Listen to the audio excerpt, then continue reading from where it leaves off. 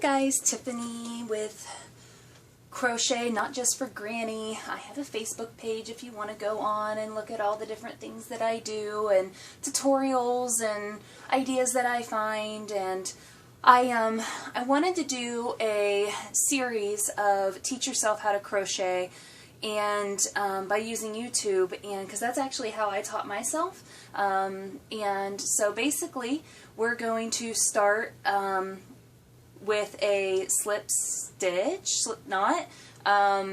Basically what you do is when you hold your yarn, you take it, this is how I do it anyways, you take it around the back and over top of your 3 fingers, and you're going to wrap it around twice on your pointer finger.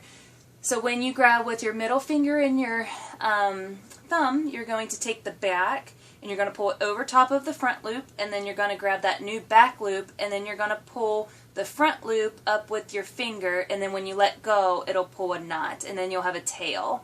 So the loop that you created, you're going to put your needle through, and then you're going to pull it tight. So the reason why it's called a slip stitch is that it completely comes undone. So when you do it again, you grab your yarn with your pinky, you pull it over top, you loop it around twice on your pointer finger, you grab over, grab the back one, and then pull up through. Sometimes it takes a little bit of time to get the hang of that, but eventually it'll be easy. So what we're going to do is I'm going to do a few basic stitches, stitches that you will read.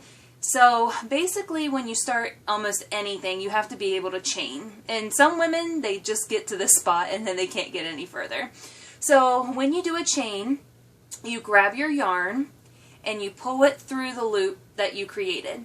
So you'll always have a loop on your yarn, and then so that was 1 chain. You grab your yarn and you pull it through, that's 2. Now remember, you're holding the tail back here with your 2 fingers, and then you're working from the yarn that's over your index finger. So you need to keep this kind of straight and keep this a little bit tight, but not too tight. So it's your yarn is back here, but you're pulling it through this and over top of your finger, and you're working through this. And the reason why is you need it to be a little bit tight. You don't want it to be too loose, but you don't want it to be too tight, so you can easily work your yarn. So you grab it again and you pull it through. That's 3. Grab it again, 4. Grab it again, 5. And 6, and 7, 8, 9, 10. And I'm twisting my needle just a little bit. So when I grab it, it's actually kind of facing up. And I grab my yarn from underneath. And then when I pull down, I kind of rotate it down into the loop. And then I pull it right back up again. So when you grab it, when you go to pull, you pull and twist kind of at the same time.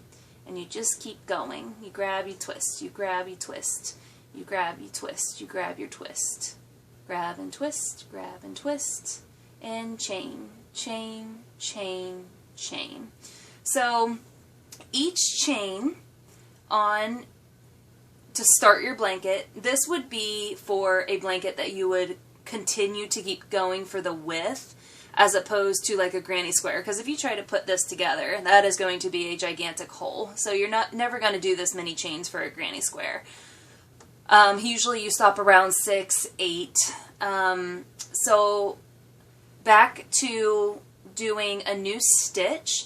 So anytime that you make a blanket, like the never-ending blanket, that you start on one side and you create the width, and then you go up, and then you go back over, and you go up, and you go back over. This is kind of what we're going to do, but in a small area, so that you can just kind of learn just how to do a few new stitches. So those were your chains, and then when you want to go back, you're going to skip the first 2. And what we're going to do is a single crochet. So a single crochet, what you do is you yarn over and you go into the chain that is 2 down. So let me back up.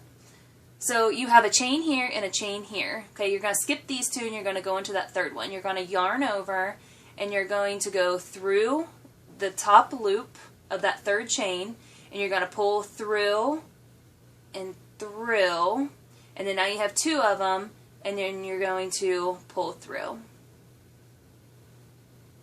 I lied. That's a half double crochet.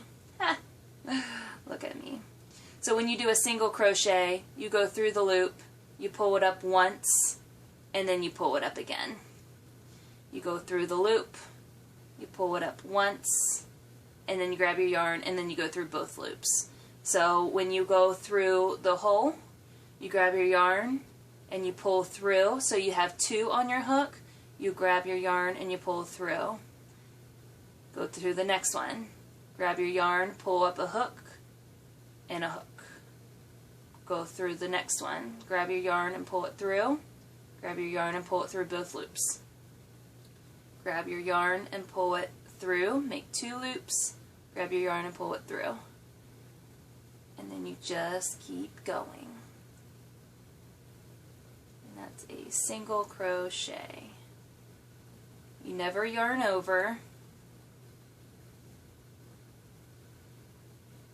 It's been a really long time since I just did a single crochet. And a lot of the times, a single crochet,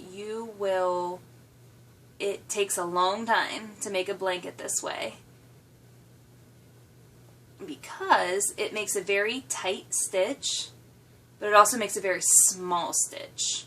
There's not a lot of gap in a single crochet, and we'll show you what it looks like, because you will get to the end and you'll know how to do it. And then when we turn our work, we will do a half double crochet, and then we will end with a double crochet, and then you'll be able to see the difference between all the stitches that you did.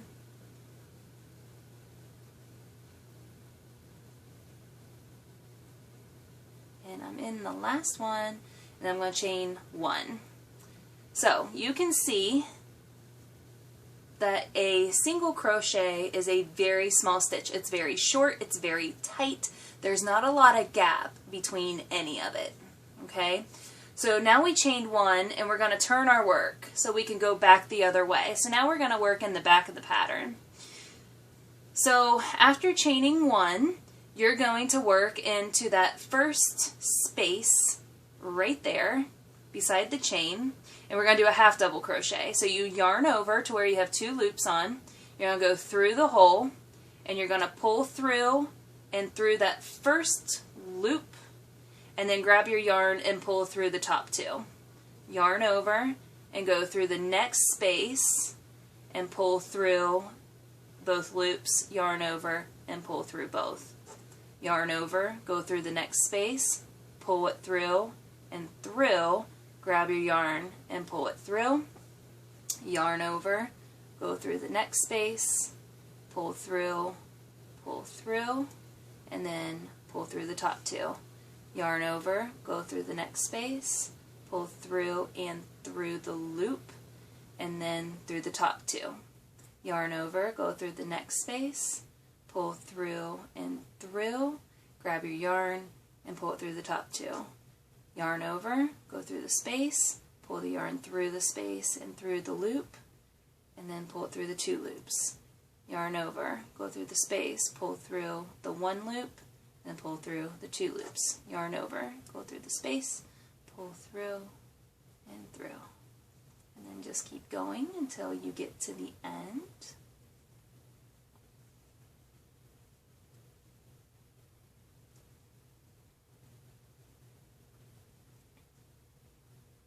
I don't do very many half double crochets, to be honest.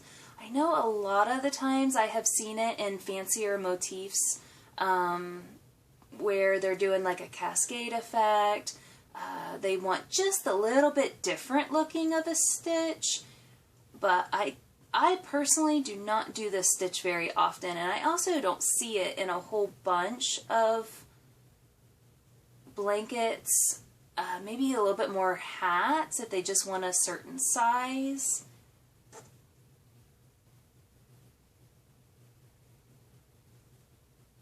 Sometimes it's kind of hard to get it into that first loop after you grab your yarn and you come through. But just take your time and you will get it figured out. And then I'm in that last area pull through and through the 2, and then now we're going to chain 2, because when we turn our work we're going to do a double crochet. So you can definitely see where the half double crochet is significantly bigger than just your single crochets. A little bit different of a stitch. It's kind of neat. Maybe I'll have to do something new with that. I like it. So now we're going to do a double crochet. So it's very similar to the half double crochet. So what you do is we're going to go into that space. You're going to yarn over and you're going to pull through. But instead of pulling through the middle loop, you're going to grab your yarn and pull through both, and then grab your yarn and pull through both. So you're going to grab your yarn twice, whereas the last time it was just the one time. So yarn over, go through the loop, pull up a loop, so you're going to have 3 loops, and then you're going to pull through the first 2 loops, grab your yarn, pull through the last 2 loops. Yarn over, go through the hole, pull up a loop, yarn over, pull through 2 loops, yarn over, pull through the last 2 loops. Yarn over, go through the hole, pull up a loop, grab your yarn, go through 2, grab your yarn, go through the last 2. Yarn over, go through the hole, pull up a loop, grab your yarn, go through 2, grab your yarn, go through the last 2. And then just keep going until you get to the end.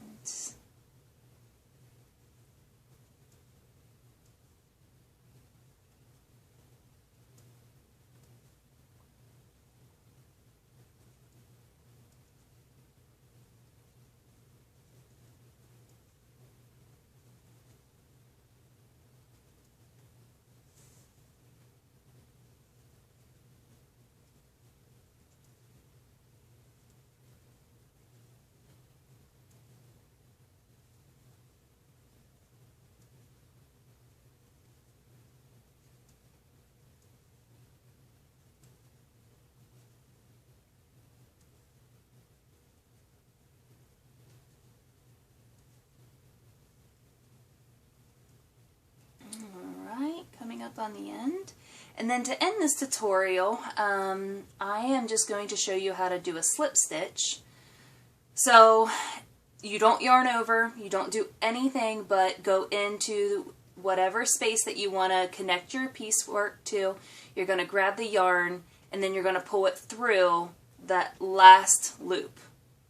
And then when you do a slip stitch, once you've done that, you can cut your work and pull a knot. I'm not going to cut my work because I'm going to unravel this and use my yarn again. But you can actually see the huge difference between a single crochet, a half double crochet, and a double crochet. So that is just a tutorial that I wanted to do to show you how to do those different kinds of stitches. I'll do another tutorial on more complicated stitches that I'm going to learn how to do, and I'm also going to do more tutorials on how to do certain blankets from start to finish, and changing colors and putting together granny squares and stuff like that. So I hope that you guys learned something and enjoy all my other videos.